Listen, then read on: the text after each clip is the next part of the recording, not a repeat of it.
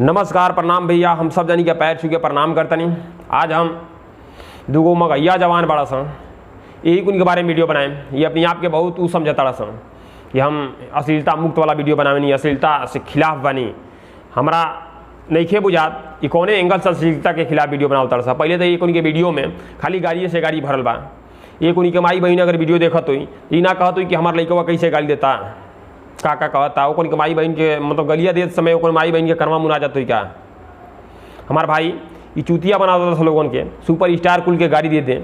खेसारी भैया के तो कबो पवन भैया के तो कबो राकेश मिश्रा जी के, कबो गुंजन सिंह के, ये सब पारा पारी सब स्टार कुल के गाड़ी दे के ये अपने आप के मतलब हाईलाइट होकर चाहता सा गाड़ी के माध्यम से।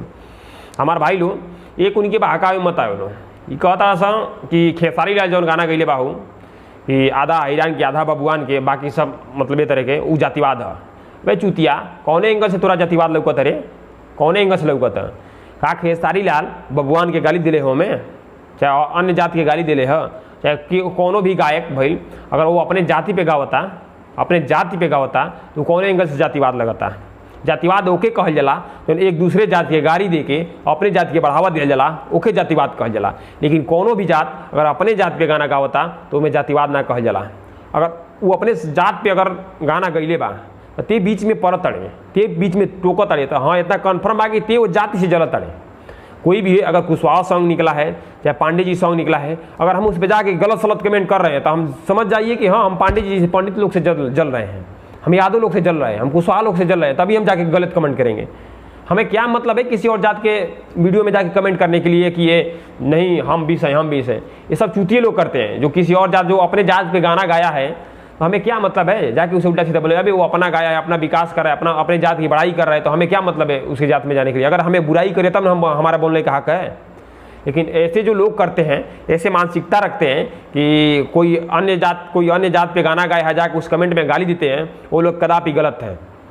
वो इसलिए गलत है कि वो जल रहे हैं, उस जात से जल रहे हैं तभी जाके गलत कमेंट कर रहे हैं। अरे भाई तुम्हारे पास अगर क्षमता है, गाना गा सकते हो, तुम तो जाओ अपने जात पे निकालो, अपना गाना निकालो। कोई अगर जाएगा बीच में टोकेगा तब ना। हमारे भाई इतने कम हम ई जातिवाद ना कहल जाला। जातिवाद ओके कहल जाला कि जौन एक दूसरे के गिरावे, एक दूसरे के गाली दे, अपने जात के अच्छाई बतावे, ओके जातिवाद कहल जाला। ठीक, बस इतने समझ जालो। अपने जात पर गाना निकाल लो, बढ़िया निकाल लो, ठीक बात, जौन भी कर लो। एक उनकी चाहिए मगैया जवान जौन बड़ा से उनके चक्कर में मत पड़ लो। ये सबसे ज़्यादा जातिवाद हमारा बोलते यह कराओ तड़ा सन, जातिवाद से अश्लीलता रोके कहता सन। पहले जौन एक बाना वेबसाइट बाना एक उनके बंद करा दस, तब हम माना भारत से, पूरा भारत से बंद करा दस। एक वेबसाइट सबसे बड़ा जातिवाद, सबसे बड़ा अश्लीलता उहे बाटे।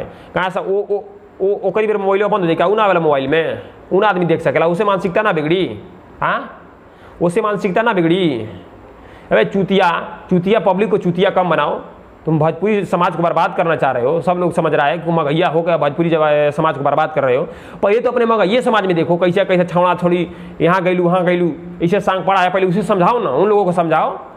और अश्लीलता चल रही रोक रहे तुमने, पहले रोकने चले अश्लीलता, पहले पोर्न वीडियो बंद कराओ, उसके बाद हम मान जाएंगे तुम हाँ अश्लीलता के खिलाफ हो। क्या वो पोर्न वीडियो लोग नहीं देखते हैं, उससे नहीं मानसिकता बिगड़ता है? उसके बाद यूट्यूब पे हजारों चैनल पड़े जिसमें अश्लीलता शब्द बना है, पहले उससे लोगो हमारे भोजपुरी समाज पे मत उंगली दिखाओ। ठीक है, पहले यूट्यूब जाओ, क्योंकि सोशल मोबाइल ऐसा नेटवर्क है, मतलब यूट्यूब ऐसा है कि हर इंसान देखता है। यूट्यूब पे इतना गंदा वीडियो आ रहा है, गंदा वीडियो आता है, पहले उसे बंद कराओ, उसके बाद सॉन्ग को बंद कराओ। ठीक है, सॉन्ग अभी उतना गलत नहीं होता है। मगैया जवान ये आपके लिए है। और भाई लोग हमार भोजपुरी समाज के जितना जानी बाढ़ लो, हमार रितेश भैया के सॉन्ग बा खैके पान बनारस वाला, बहुत बढ़िया चलता, जाई लोग को सपोर्ट करी लो, बहुत अच्छा चलता। खई के पान बनारस वाला एगो सॉन्ग मतलब रितेश भैया निकलने बना, बहुत गजब के चलता, एक बार सुन ली लो, बहुत अच्छा लागल, हम सुनने बानी। और हाँ फिर से नया हमारे खेसारी भैया के सॉन्ग बा, इनकर पलंगिया हल्ला करे, अबे नया आज सुबह 7 बजे रिलीज भइल बा, एगो के प्यार दिलो, बढ़िया चलता। मतलब अभी देखी बहुत गजब के व्यूज जाता है। पर खेसारी सपोर्टर आपसे भी कहना है, हमारे भाई लोग, चाहे पवन सपोर्टर हो चाहे खेसारी सपोर्टर जो भी हैं, सब लोग एक मिल के देखिए। अगर पवन भैया का सॉन्ग आता है तो खेसारी के फैंस भी आप लोग भी सपोर्ट कीजिए। खेसारी का अगर सॉन्ग आता है तो पवन भैया के भी सपोर्ट कीजिए। हम तो यही कहेंगे।